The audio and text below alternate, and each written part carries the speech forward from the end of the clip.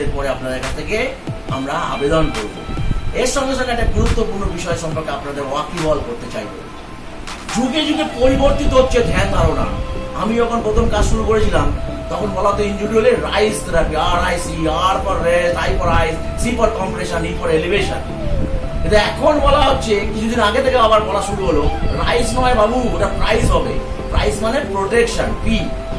Price মানে P দিয়ে protection. ওটা ওই জায়গাটা বেঁধে রাখতে হবে, সাপোর্ট দিতে হবে এবং তাকে রেস্টে পাঠাতে হবে। সাপোর্ট মানে তাকে প্রাইস মানে প্রোটেক্টিভ, তাকে সাপোর্ট দিতে হবে, প্রোটেক্টিভ সাপোর্ট দিতে হবে। PR, R for rest, I for I for ice, C for compression, বেঁধে রাখতে হবে।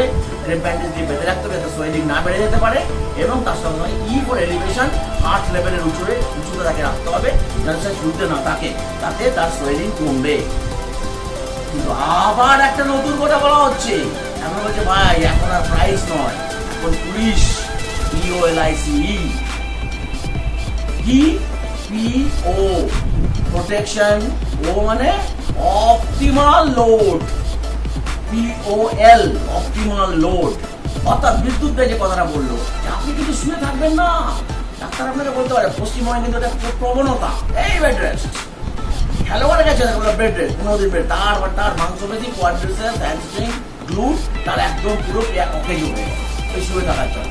একটা কথা খেয়াল রাখবেন, বড় মাংসপেশি খুব তাড়াতাড়ি লস করে, বিগ মাসল তাড়াতাড়ি লস করে এবং সেই লস করার পরে তাকে ডিকন্ডিশনে পৌঁছে যাবে। সেই জন্য শুয়ে থাকা যাবে না। এখন বলা হচ্ছে অপটিমাল লোড, এমনকি ফ্র্যাকচার হলেও অপটিমাল লোড, ফ্র্যাকচার হলেও optimal load. Concept is changing. তাহলে প্রাইস, প্রোটেকশন, অপটিমাল লোড,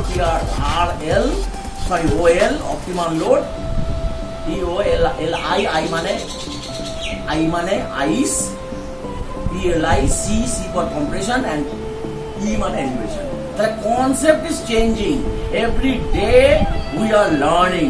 এই জন্য CPR certificate, first aid certificate কোনোদিন লাইফ লং ভ্যালিডিটি হয় না।